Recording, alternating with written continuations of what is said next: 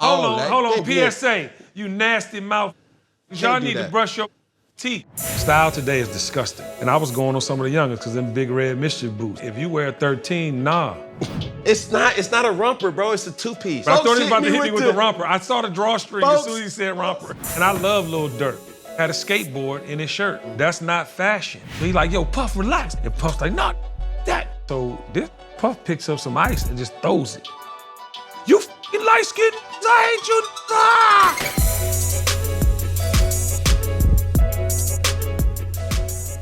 Yo, what's good? What's poppin'? What it is, what it ain't, what it could be, what it should be, what it would be. Cam Newton, the son, Mr. Boogie the All, and I'm here with another episode, a special episode of Funky Friday. Now, the guest that I have here today, entrepreneur, music, executive, producer, radio host, lifestyle specialist, and he corrected me, and this is the most important, a black father to two boys. I present to some and introduce to others, Mr. Kenny Burns. Cam! Yes, sir. It's Funky Friday, man. You dig what I'm saying? It's Funky Friday, man. What's happening? Now listen, you know, Yeah. no pun intended, but we ain't got no doggone, no title sponsors, but shoot, you got this roast set up here, mighty magnificent. Yeah. You know, Tell me what you got. I'm trying to get out of the good time Kenny mode. You know, everybody knows I'm the life of the party. We done had many good times together. But as a part of my journey, man, I was doing these things for these other companies and had the, opportunity to do it for myself, So I'm a Series A investor in Uncle Nearest. That's our new rye.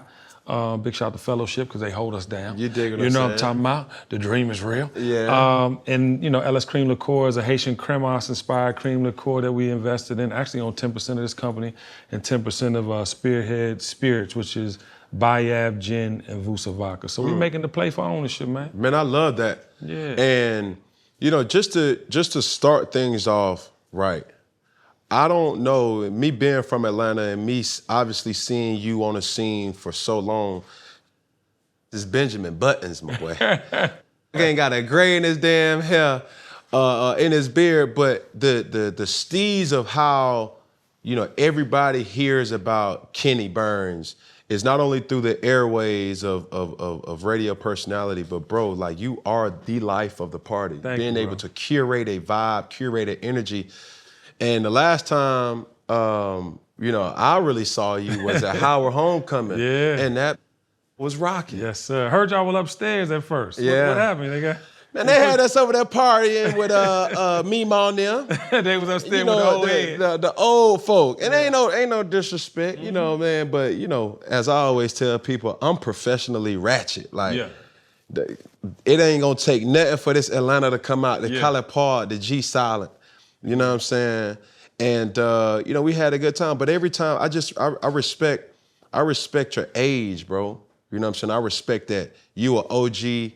And every time I see you, bro, it's always positivity. Thank you, man. Thank you. And it's on purpose. I think for me, it's never been about me. You know what I mean? Like, from being a youngin', being the leader of my crew, taking them with me when I first got some money, or, you know what I'm saying? Like, teaching people what I know for free. You know what I mean? Yeah. Everybody gets paid because they know something today, right? But I've been sharing free game for decades, man. I think that's what has kept me in the game. Right. So before we transition into the whole bulk of this interview, like I don't even really like call it an interview, as I said. I just wanted to have a candid conversation. I feel like we at your crib. You dig what I'm saying? Just a good, smooth little vibe. Now, you done did something that a lot of people weren't able to do. I don't know if it was just the exclusive strings that you had to pull, but tell me about the 50th birthday celebration, bro. You know what, man? That was a culmination of, putting it out in the air. I have been saying Prince is my father forever. My mama liked to say that Frankie Beverly, my daddy, but I never met him.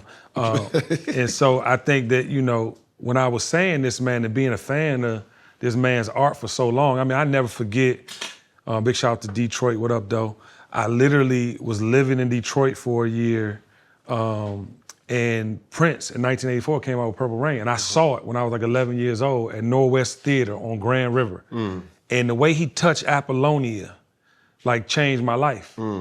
the way it was the scene in the bedroom she had on the red, and he went from behind, he grabbed her neck, and he took the little finger and he started to swipe. But it was like I was feeling the girl thing. You know, I was like into my loins were starting to pop. Yeah. And I just, from that point on, man, just fell in love with the music. I mean, Purple Rain, arguably one of the greatest albums of all time. Talked about no skips. Adore is the best slow song of all time. And when I was getting ready for my 50th, you know, I've done every party you could imagine. Versace Mansion, I mean, everything you could imagine. First, by the way. Right. And so my barber, I was in the chair with my barber, and he was like, man, what you doing for the 50th, man? You need to do it at your father's house. I was like, my daddy dead. What did you, my real daddy dead. He didn't have no home. What did you talk about, Ron? It was Rolling Stone. Yeah, he said, look, man, do it at Prince's house, Paisley Park. I said, hey, Cam, I'll tell you, I got about the chair. You had a moment. I had a moment because I didn't even think about it. Of all the admiration, of all the storytelling, you know, I had never thought about it one time until he suggested it. And 2 phone calls later, literally had the managing director of Paisley Park on the phone. Wow. Ended up putting that deposit down, and the rest is history. Say less. Yeah. I think that was a pretty ticket. Hey. It would be. It wouldn't be right if you ain't make it do what it do. Nah, for sure. And you know what the brilliant thing is, man? I had 600 plus people fly to Minneapolis. Yeah, like literally I had the love was like just the No, it was so much love, man. And I was going, my son had brain surgery, so I was forgetting people, but you know, people would check in and be like, yeah, I saw you on the plane. Like, yo. So I got through. I literally only missed probably 50 people that I wanted there out of the 600, I think it was 612 people. But it was just a blessing, man. It was a culmination of love that I've poured into people. And that night, man, it was crazy, by the way. I had some things go down last minute where they tried to stop the party. No way. Oh, bruh. I never told the story publicly. What? Never. I literally got there on Friday. My event planner, big shout out to Trisha, she called me, she's like, yo, party's been put on hold till further notice. I was like, what are you talking about? Now, mind you, I'm getting off the plane from Atlanta. It's 100 people on my flight. Right. I'm literally walking. With you. No, I'm serious. Like, I'm walking the airport, it's 100 people. And I'm in front of the line trying to walk fast to get to the baggage claim. So I'm like, yo, I can't, what are you talking about? Figure this shit out. So my man from the Timberwolves, True Pettigrew, called me. I wanted to take care of everybody that night. So we had the Lakers played. Right. You know, Ant-Man and the Timberwolves. Yeah. That's how I say it, home team. So, you know, I was like going through this all day. We went to the game, and at night they're like, yeah, you got to do all these things to have the party. I'm like, we have a contract. I paid you, blah, blah, blah, blah, blah. Long story short, I had an album cover as my invitation. Right. And the album cover had the album Prince, but it's now Kenny, and I put my face on Prince's head. So they basically said I had infringement, but they had everything. Like, they already had it in their possession to review. Bro, they had everything. 4 months of production call. Like, this was a production. This wasn't no come in, turn the music on. This is a circus. This is a Cirque du Soleil. Yeah. Like, this ain't no damn last minute pop-up shop. You feel me? I had Slutty. I spent $20,000 to bring the Slutty Vegan truck up. Yeah, I did. I had Slutty Vegan for the free $99. Yeah, after you drinking all that Moet Hennessy for free. You got something to soak it up. You feel me? The right way. And then I had D-Nice, Clark, I had everything. They made me take my 10-foot, I had a 10-foot by 10-foot album cover with my face for the Instagram, but they made me take that out. They took they wanted me to take my step and repeat outside because they said Prince ain't drink. What? Yeah, they took all the branding from the liquor off of everything. Like, it was unbelievable. And mind you, at 8:30, the first bus, I got bus service from all 3 hotels that we sold out for everybody. They ain't nobody, all you had to do was show up. That's it. Dog, they had the first bus sitting in front of them Paisley Park for almost an hour. So they waiting at the door ready to... Man, they waiting, but let me tell you how God works. And this is why you always have to believe in what you put into the universe. All that's going on, my mama was outside.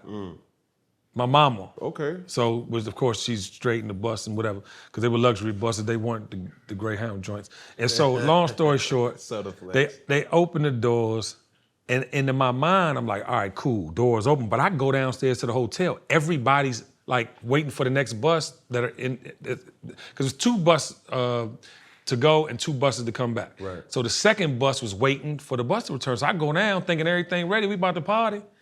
they literally in the thing, Kenny! So at first, and I got a picture, man, I'm gonna give you this picture. I got a picture where I'm so happy, but then I was like, Reality y'all don't set. understand what these try to do to me, man. They try. So dog, they put their arms around me like I was being saved in church. Everything, the bus pulled up as they was hugging me. They got in the bus, I get there. So in my mind, I'm like, damn, I'm gonna get to Paisley Park and it's gonna be 25 people in it. Cause I'm figuring, it's 3 hotels, mind you, we in one. Yeah. So I'm looking at all these people like, damn, everybody at the other hotel just like this. But no, I sent them in the front. I went through the back, man, had have a whole conversation with the management. I went out there, Cam, and peeked around that curtain, and Paisley Park was packed. Everything just lifted, bro. I got my mama introduced me, came out, man. It was like, I ain't cried nothing. And I'm getting emotional thinking about it, but I literally had the time of my life, bro. As you should. Going through all that, though. People don't know what be going on behind the scenes. Yeah, but even for that, bro, like, I was so excited just to have this because I'm like, bro, what the does Kenny do? Like, it's almost like the duck analogy. Yeah. Like you see a duck just smooth sailing on top of a lake or a pond. Yeah. Meanwhile, his feet underneath the water going 10,000 miles per hour, you feel me? And nobody really gives credit to the person who just figures this out. Yeah. You know what I'm saying? Yeah. Which brings me to this point, right? Give me your top 3. I know this hard, being 20 years plus in this industry of entertainment and culture. Yeah. Give me your top 3 parties where it's just like, bro, if I could just go back that night. Yeah. It was an energy, whether it was tense, whether for sure. it was, you know what I'm saying? Take me there. Hey, I just want to tell you, you're getting great at this. Okay, that's a great question. Yeah. To a person like myself, because I've done so many parties. Yeah. Number 1 would have to be Paisley Park now. Okay. Right? Number 2 would be the Versace Mansion, my 35th birthday party. What? And number 3 was Jermaine Dupri when he celebrated So Def 20 at the world famous Compound. And that I gotta give you 4. That was Jay-Z, his last time in the club. And we had one of the best times, and I might switch this order up, to be honest. I might put the Compound birthday bash. I forgot what year it was, but y'all know me and what I do for artists and celebrities alike. I make everybody feel comfortable, like this my and we gonna celebrate that's the energy. Right. And just black excellence, like, you know what I'm saying, grown man, Yeah. you know what I'm saying, king. Yeah, so people can feel their worth, right? Yeah. Because we know your star, but this your night. Yeah. You know what I mean? And that's from the person that's getting married, celebrating the birthday, all the way to the celebrity. But this particular night, man, Compound used to have a certain entrance. But I was like, yo, we got so many celebrities coming tonight. I want to make the ultimate movie. And I want them to go around to the back. And when they get to the back, when they start to walk out their car to the back, let me know who it is, so that when they get to the door, I can have a record playing. I swear for God, Shawty Low, Future, Outkast, Drake, you name it, Kanye West. No way. Bro, I got the most legendary picture ever of Kanye West and Drake. When they talk about them two, I'm in the middle of the picture, and it's from that night in Compound. So I'm literally, you gotta imagine this. Shawty Low come to the door. Ladies and gentlemen, it must be 2 sides, and they drop it, right? Outkast come in. Ladies and gentlemen, the best rap duo in the history. I'm setting these up Just like, oops. You hear me? Just like. And they coming in like, and everybody's going crazy. And then Kanye came in last. I got on that mic, I said, ladies and gentlemen, the Grammy, Duke, the WAP, the blah-blah-blah, you know what I'm talking about? And I was like, wait till I get my money right. Oh! When I tell you, everybody levitated, it was off their feet, bro. And it was so beautiful because I don't think at that time in Atlanta history, party-wise, had we had that moment. We king of the bottle service, 100 bottles, we could highlight a person. But at that moment, every rapper that meant something to culture was there that night. And I brought him in like Maceo brought James Brown out. And it was the most exciting night of the world famous Compound I ever had. Man, I think, you know, just with that, me being at my age, 33, having, you know, a cigar You line. 33, Cam? 33, bro. This is annoying. You are, this man, you 33, champ. 33, bro. You got a whole nother life ahead of you. Yeah. Hey, man, I'm sorry. Yeah. I felt that in my spirit to share. It's all right. But I would say this. I was in Atlanta when they had Vanquish. Yeah. When they had Rain. Yeah. You know what I'm saying? Blue Flame. Bro, you could literally go. I'm been so out of the loop because I've just been in fellowship every single day. But every single day in Atlanta, you had a place to go. Oh, no question. Gold Room, Magic City Mondays, then you had a Tuesday, then you had a Wednesday, then you had Tongue and Groove, then you had Going Back on Friday, then Saturday, then the Sunday Velvet Room. You was outside. Like, bro, Yeah. man, I'm talking about new money, Cam, too. Yeah. So I'm out here splurging. Yeah. I don't even drink, I ain't never drink a day of my life. You Yeah. feel me? I just recently started drinking wine, 2015, but I'm talking about, bro, I'm outside just every single night just going. But at this particular point in time, in this segment of the show, we have what we call Funky Fives. You dig what I'm saying? I feel you. So I'm gonna ask you, I'm gonna show you 5 pictures. Yeah. And everybody knows Cam with these flagrant, aggressive, super hella moods of fashion. Yeah. Okay. You know what I'm saying? All right. I'm gonna show you a picture and I want you to critique it. Come on. Now you it's either a 1, Yeah. 2, 3, or a 5. Or a 4. Same thing. Okay. Whatever the fuck. 1 through 5. You feel me? Got you. It's 1 through 5, all right? But you're gonna give the number and then you gotta give your analytical critique Right of there. Got it. would you wear it? That ain't my steez. It's a joke. All right. Yeah. You ready? Yep. So here goes your Funky 5. And 1 being all right, 5 being the best. 5 being no, let's flip it. 5 being trash. The 1 is just like, The 1. okay, that's it. Not the 2. All right, here we go. Young Cam. Okay. All right. I'm gonna get at a Please speak freely. 3. Okay, wow. I'm gonna give it a 3 because the pants are definitely a vibe. I give you the credit of the black upper body with not too much going on in the leather. 1, I appreciate your confidence. You know, I'm a love machine. Yeah. So I really can't critique your style in the sense that you don't have style because you wear it confidently. Yeah. But I would give that a 3 based on how you put it together. Say less. Here we go. Next one. Young Cam. Yeah,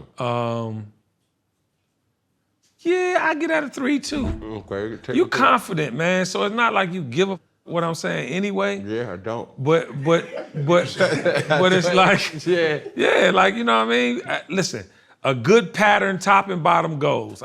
That pattern. For the record, sorry, Mom. That's a jumpsuit? It's not a romper, bro. It's a 2-piece. That's what I said at first. Folks But I thought he was about to hit hit me me with with the the- romper. I saw the drawstring as soon as he said Folks romper. hit me with the romper like I just really onesied in and then zipped it up. Like, bro, hell nah. Yeah. You know what I'm saying? The hat, Mashika. You dig? your hat, bro. I killed Coachella. You know what I'm saying? Like, went viral. Cam, your confidence kills everything. Say that. Okay. All right? I'm sorry. I'm getting worked. And there's a difference between fashion and style. This is your Explain. style. Because people don't understand the value of having style. You can put whatever on, but if ain't no personality under it, then the clothes is wearing you. What they say? You wear the clothes. You wear the clothes don't wear you. Come on. It's in you. Listen, and a lot of they ain't got that vegetable. That Inya vegetable, Yeah. they ain't had it in their life. Swear Eat to some be. Inya. But you done been around. Eat some in you. Some Inya vegetable. Hey, what do you say to the dudes that's just like, they got money, big chains, big this, like where you at with it when it comes to stuff? I think that you should have a sense of personal style, not what you see. I mean, right now it's disgusting. Style today is disgusting. You know, I just had a episode called Fashion Killer, and I was going on some of the youngest because them big red mischief boots. It's like, if you wear a 13, nah. You know what I'm talking about? If you a 6, you know what I'm saying, or under, you might be able to be casually by yourself with them. Don't come out in public. And you a thug. Who you running from? And nobody. And then, you know what I mean? And I love Lil Durk. Love how he, you know, was embracing his woman and growing and evolving. Had a skateboard in his shirt. That's not fashion. Okay. That's not an ode to nobody. That's you looking stupid. But and you know, and it's to each his own. Now. To each his To own. each his own. But I'm not tearing. I respect him and his growth. Okay. But people tend to think what you see on, you know, in Paris Fashion Week as that's law. It's gonna rock in any type of setting. That ain't gonna go at the Lakers game. No, it's not. Courtside. The With the Hawks Kiss game, boots on. No, it's not. Yeah, so I mean, I want people to dive into their personal style. If Slick Rick has been wearing 8 million chains his whole life, but that's who he is. Right. You understand me? And even like with your style of dressing, like when you first was having the hair through the hats, you were doing, nobody was really doing. They not gonna. And it's the confidence of the man that can. Man, just so you knew, but you already knew this, camera or people, I never gave a damn what you thought. Like, and I'm a lover. Like I'm a respectable person. Like I respect each and every person. But it's like when it comes down to your feelings about me, man. But you don't. I don't think you ever. And I'm gonna say this freely. I don't think you've ever offended anybody with your fashion because you kept going. Yeah. Now when you wear sweaters that's longer than their arms and bell bottoms that they can't walk in With the boot cut. Just things that you know ain't even comfortable. Style is all about being comfortable too. Right. Here we go. Boom. Yeah, you won. That's the best look of the day. I'll give you a 5 for that. Thank you. I'll give you a 5 for that. Thank you. Round of applause for a 5, y'all. Me? But you know another thing too, bro? Yeah. My type of fashion, like you gotta, I describe mine as some dudes be like Neapolitan, some dudes be Chick-fil-A ice cream. You know, you may got 3 flavors. Like, bro, I'm Baskin Robbins. No, you outside. 31 for You're like, trying, bro, I wanna wear a You're suit. trying everything. I'm everything, bro. No, bro, and it's me though. Listen, bro. Because when you go to fellowship, bro, you gotta put that on. This just ain't no boogie down Bronx type of deal. Like this is the Harlem Renaissance. I mean, you gotta have the tie, you gotta have some type of, you know, customizations with not the tie, but you gotta have the hat. Then you had to have the customizations of the hat. It has to sit perfect. It can't be all rinky-dink. It can't be wrinkled either. Then you gotta have a doggone something that just go with the tie. You gotta have some glasses on. Your teeth have to be brushed, neutered. Hold on. PSA, you nasty mouth. Y'all need to brush your teeth. And just because you got veneers, money you still gotta brush your teeth. Yeah. Cool. Yeah. Now. They get veneers and act like it's no more work. Come on, dog. Why the f you think you got veneers in the first place? Hey. Boy, you said something. I'm sorry. But I'm gonna tell you Mama, this I'm sorry for cursing somebody. Okay. I know you referred to But the your most mama. important thing, though, I've been told that I have a ghost. Because, baby, when I walk past you, you're gonna smell me 5 strides away from me. Hold on, Cam. Yes, sir. They don't understand that is half of the outfit. When you walk into a room, they got to feel your presence, not just with their eyeballs, with their nose, with their hands. They all the senses have to be in play. And the ears, you gotta talk that talk. Yeah. Man, boy, we putting a class together. Shit. Yeah. Pay attention. Here we go. Boom. Yeah, Cam, I'm gonna talk to me.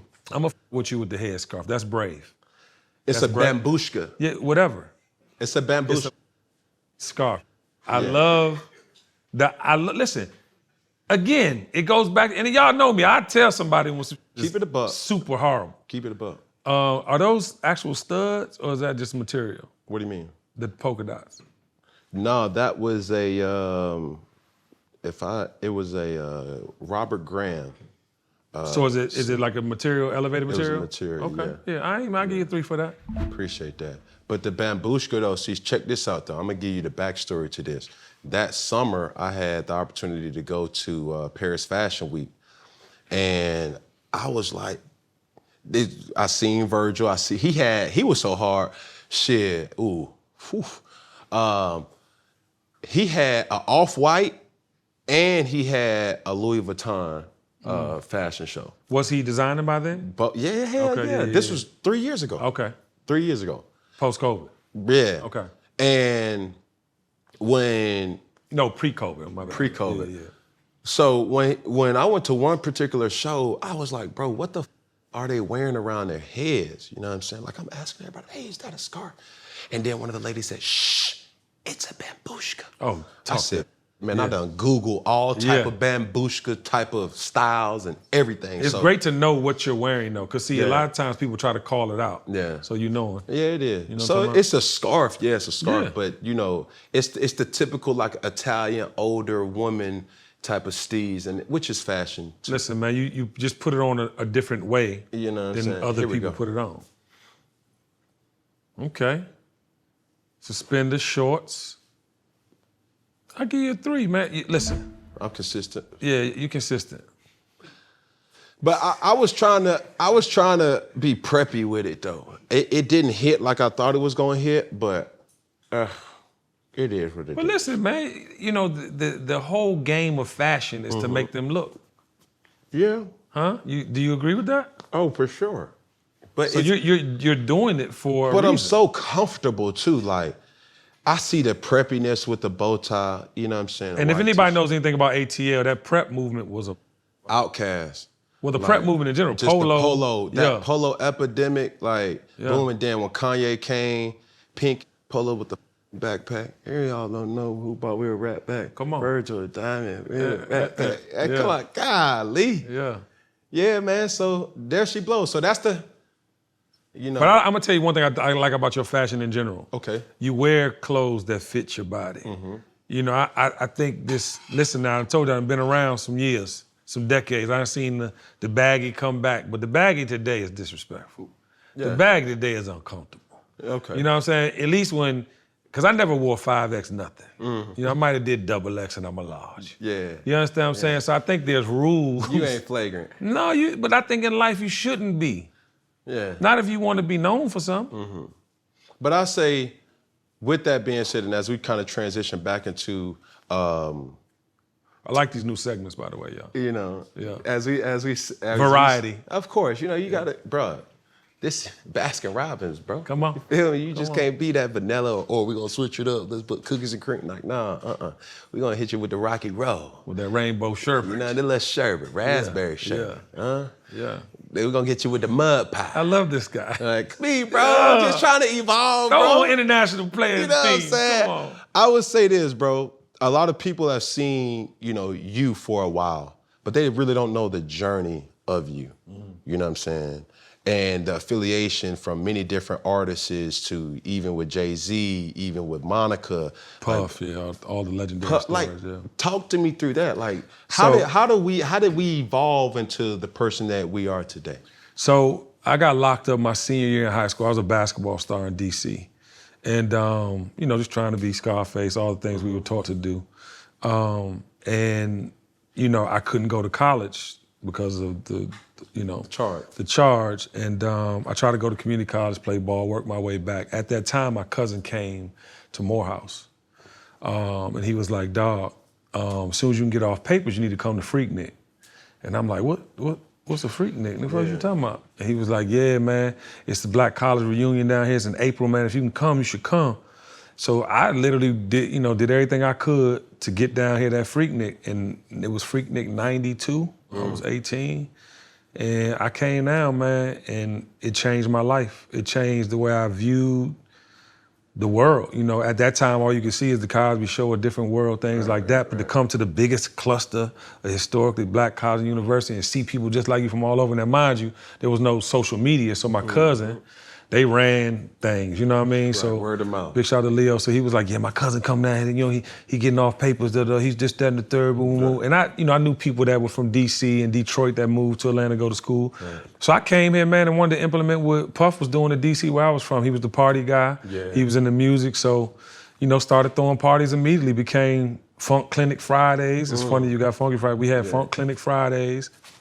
Yeah. And it just took off, man. We gave Outkast their first stage on that side of the fence. Right. Because back then, you know, people ain't with the AUC.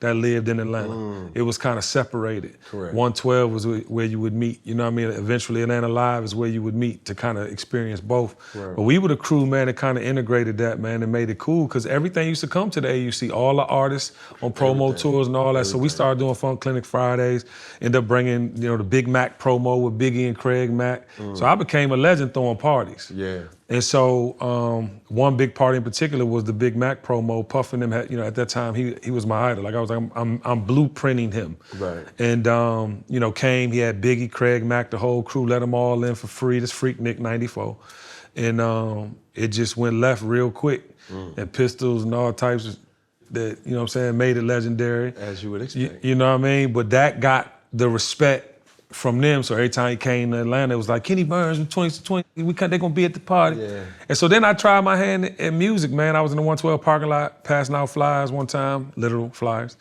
And Dave Gates and Claude Austin, Dallas Austin's brother, came up to me like, man, you throw a hell of a party, man. We got this artist named Monica. You know, we tried to put this record called Don't Take It Personal out once, it didn't really work. But we going for ads again because we think we got some momentum. I was like, say less. Ended up getting hired by Rowdy Records in Dallas, Austin. Took Monica to I put on the Black Expo, which was gold in the South back then.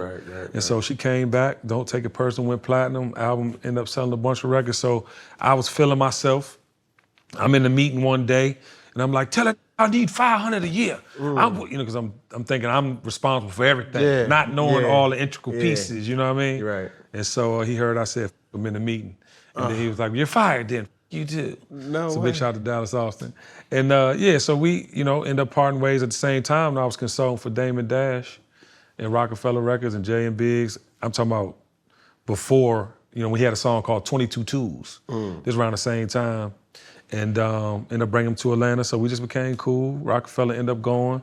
I was known for helping the street teams nationally with that. So all the things, I'm getting a name for myself. Correct. So fast forward through all that, end up, you know, just going to Motown Records where I met my father, Andre Harrell. The best human I ever met in my life.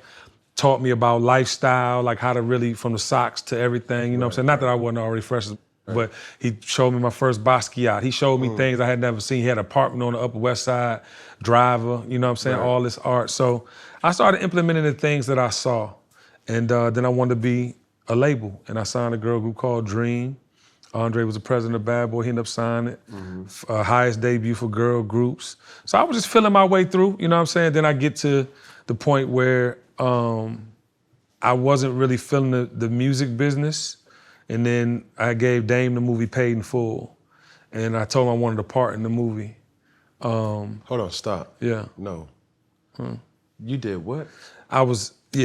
So in this little interim time, I was consulting. So Dallas came back around. He wanted to hire me for Free World. Free World was Joy, Lisette, TT, like a couple artists, Boo Boo from the Highland Place Mobsters. He actually did that song, Get It On Tonight, that it was his single first, and then it ended up becoming a hit on Montel Jordan. Right. But anyway, so at that time, this guy named Shep from Harlem came and he brought AZ, the character Wood Harris played, to my office. Okay. And at this time, Free World was through Volcano Records. We were trying to do films and a bunch of and he literally brought the gangster to the office, AZ, and he was talking about all this. I'm like, this is amazing.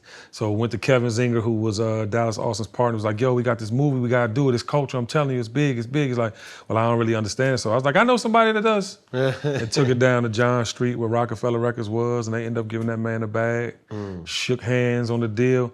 And 2 years after that, I told Dame all I wanted was a part in the movie. He never called me. 2 years after that, I'm randomly on 7th Avenue. He pulls up, yo, what you doing in town? I was like, what's up? He's like, we're going to the movie premiere. I was like, what movie premiere? The one you gave me. So I got in the car with him, went to the premiere and saw it for the first time. Didn't get my part. Dame, you ain't. Damn. Yeah. But a lot of that type of, a lot of culture was going on. Then I was offered a job by Dame, because I'm sure he felt bad for not putting me in that movie. I ended up, going to Rockefeller, creating rock music. So we had like Kanye West originally, Samantha Ronson, Nicole Ray, Rel. And that's when I got my entrepreneur bug, because I was like not feeling how the New York thing was going. Like Dame was from Harlem, Jay was from Brooklyn. It was a lot of tension in the office. They called my crew the Dress Shirt Mafia. I'm actually in state property too. the movie too. And I actually had a crew at first, but they took that out the movie. Yeah, because they called us the Dress Shirt Mafia, because that's when the button-up started. So me, Ryan Glover, who now owns Greenwood, Derek Dudley, actually, who managed Common for 30 years, who's now my manager. We started Ryan Kenny, the second black designers ever in Saks Fifth Avenue, before Virgil, before Jerry Lorenzo, anybody. Rui, all the crew that's in there now, big up. But yeah, we the second black designers. Willie Ware was the first from the 80s. And then from that, man, just started like, you know what, I ain't doing none of this. I don't like the music business no more. I'm moving back to the A, came back here in 2004. And then I was like reinventing, you know what I mean? And I felt like I was gonna do radio, but then it was like, So Alex was like, why don't you come to the club, man? Like, cause he started with me at the warehouse, Funk Clinic Fridays. Alex was my partner. And so, yeah, he just like, come to the clubs, man. We doing this, da-da-da-da-da. And I was like, yeah, but so we just started a science project. Table service wasn't quite a thing. Then it became bigger. Then people buying 100 bottles. I'm on the mic making people feel amazing. So it made people more comfortable. You feel me? So it became like this church service. And so like you said earlier, Vanquish, Thursday nights, you know, Rain Fridays, world famous Compound Saturday, Velvet Room Sunday. So we were having this run of all runs, but when that was happening, Puff had the Ciroc flavors, and this is some great history right here. So Puff was my idol, you know, coming into the game. I wanted to pattern my whole after him. But as I started making some entrepreneurial moves that had nothing to do with music, I was seeing the value of spirits. It's like selling dope without going to jail. You know what I'm saying? So I got in with Moya Hennessy, who did my 35th birthday party at the Versace Mansion. It was $200,000. I paid for chicken fingers. And so people were wondering, like, how is it doing? So I started making all these plays using the alcohol spirits world to fund my movement. So then I created influencer programs that all spirit companies use. Grey Goose was my client.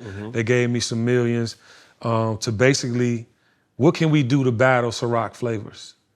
We have La Poire, La Orange, L'Orange, like all these flavors that we have, but Puff is murdering. So I said, give me Atlanta for 6 months, and then after that, give me a budget for the United States. We went up 498% in the market. And one of the big things that happened is Puff came, he still had Justin's. I put a billboard with me with a bottle of Grey Goose in front of Justin's. I had another one at the Gold. I had billboards all over the city. Because to me, that's my idol. I'm gonna show him what I'm doing. You was proving to him, it was like the J. Cole record with Nas. You feel me? And so he came to the compound, put my booth in front. This is my house. So I put my booth in front of his. Every time he said, put your bottles in there, we getting money. So we Grey Goose in it. And so after a minute, he got tired of that. You light-skinned, I hate you. And then Tip had just came home from having Afghanistan in his trunk. So he literally just home. So he not really, you know, trying to get in no trouble. So he like, yo, Puff, relax. This house. He from it, you know, relax. And Puff's like, no, that, you with me. And so he not looking at, we like 60 deep. And you know what I'm saying? I made 2 booths. It's respect at this particular point. You feel me? And it's like 6,000 people in compound, you know damn well I'm supposed to be 3,000. And nobody was coming to save nobody. So this Puff picks up some ice and just throws it. And he hit one of my little in the face. So my little nervous, but my guys is breaking bottles. They. It's time. And I'm like, yo, relax. So mind you, Tip is parallel to me. My guy's parallel to Puff. So he talking to my guy now, not talking to me no more. So I gotta make my way. This is all on YouTube. I'm making my way over to the thing. I'm like, yo, what is you doing? Like, you're tripping. Like, you know what I mean? Like, this is free game. Like, you taught me the game. What are you doing? You're not gonna come to my house and outshine me. So it became this whole... You got on the away jerseys. I'm the home team. Home team. And nobody's leaving here without permission. Like, let's just be cool. So it was, you know, it was a whole thing, and it got resolved. He offered me a job 2 weeks later. I said no. And then 2 years later, at the compound again, he told me about Revolt and was like, I need you to help me launch this network. And then I was like, yeah, because we could change. Now, me and Puff had many a skirmish over the years. But I took the Revolt opportunity as being like a hell of a opportunity for culture. Like, we had never had our hand in a media conglomerate like that. So we launched Revolt together. It went crazy, and then, you know, it started to be some bullshit again. Yeah. So I left, and 2 weeks after I left, came back to Atlanta, and I found the Uncle Nearest partnership, and I've been investing in spirits ever since. Oh my goodness. It's way more, ladies and gentlemen, listen, but I try to give you the 4-minute version. This is extras. No, I got a lot of stories, bro. I bet you do, bro. Yeah. Being on the scene for this long and more, like, bro, you done seen your handful of fights, just tension in the air, like. I was there on the mic the night Biggie got killed. That was my first time rocking in front of like my peers outside of like Atlanta. Yeah, the night Biggie died. What? Yeah, footage is on the internet. Wow, bro.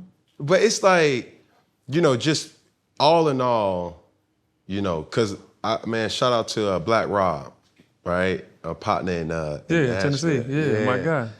Like, I think that's how we first connected. Yeah. But I see him as you know what I'm saying? Like, hey, up and coming dude that I'm like, bro, Rob, bro, you got to come to Atlanta, bro. Like, Atlanta is, like he doing it in Nashville, it's country music. Sometimes you have to leave everything you know to get to where you're going. Like, real talk. Yeah. And I'm like, bro, he comes a lot, like, Rob is like this quiet dude. Super chill. But when he get a mic in his hand, it's just like, Beyonce just, you know what I'm saying? Hey, man, I'm a da-da-da-da-da. Hey, now, DJ, man, bring that back. Hey, put that spotlight on this dude right here, man. This is celebrating a damn birthday. And that dude's celebrating his birthday. And that celebrating his birthday. Man, shout out to all the Capricorns in it. And then the whole energy lifts. Like, hey. But I salute Rob, and I salute Larry Monroe. Like, I salute all the youngins that's doing their thing because they pay homage to. You know what I mean? Like, I think we was in the club together in the Weekend on one of his spots one time, but they show love, man, and they know where they get it from too. Man, you know what I mean? Sure. But then they make it their own, and that's what I love most. The cap, bro, like, we gotta stop this as a whole, man. Like, somebody inspired you to do something that we all see you do. You know what I'm saying? Like, you wasn't just to just wake up and say, bro, let me try these gold Cartiers out. You know, like, you seen somebody wear some type of glasses, and then you be like, bro, I think that look fly with me. You know what I'm saying? And then boom, you put your own little seasoning and flavor in that. And that's what you're 100% right. We as a culture, we have to start doing that because I did this thing called Soul Food Sunday. I was like, people will erase you. They will erase your contribution if you don't continue to tell your story, if you don't continue to put on for culture. Because the one thing I've learned, and you've seen at 33 years old, people come and go. Yes. So imagine how many people I've seen come and go. And that's what people don't realize. You could be up 100 million. Yeah. But if I've been getting 20 million for 30 years, you understand what I'm saying? So I think that if you could, one, respect relationships, because that's the only thing you have in this business. Money is a whole nother opportunity, but respect and relationships are the foundation to everything. That's your personal life, business. And we got to get back to that, man, because there's a lot of people's stories, man. People, and this is the content-driven era. That's why I'm doing this with you, because I love the stories you're telling on your platform, but it's crucial to tell them. Absolutely. Man, first off, bro, I appreciate you and your DNA in the culture, especially of Atlanta. You know what I'm saying? Thank you. Just the leader of the underworld. You know what I'm saying? Type where if you know, you know what I'm saying? Like, just the impact that you've had, in music, the impact that you've had in club scenes, the impact that you've had. Like, come on, bro. And been doing it. And you ain't compromised the whole aesthetic of, like, bro, keep it OG. You dig what I'm saying? Well, first I think family. I always knew what mattered most. I've been married 24 years, got 2 great functioning humans through all that. And I think that's what separates me and why people look to me as an authentic voice in culture, because I'm not here to wake up and find the to talk about. You know what I mean? Like, I tell the truth. I tell my story. And, people respect that. As you should. Yeah. So as we gonna get up out of here, we're gonna start with this camera first together. Then we're gonna go to that camera together. And then we're gonna finish with this camera right here. Here we go. We got one finger, one pinky, one thumb, one love, man. Kenny B! Man, appreciate you, brother. Love you, little bro. Proud of you. Yes, sir, man. Appreciate you, dog. You did. Damn.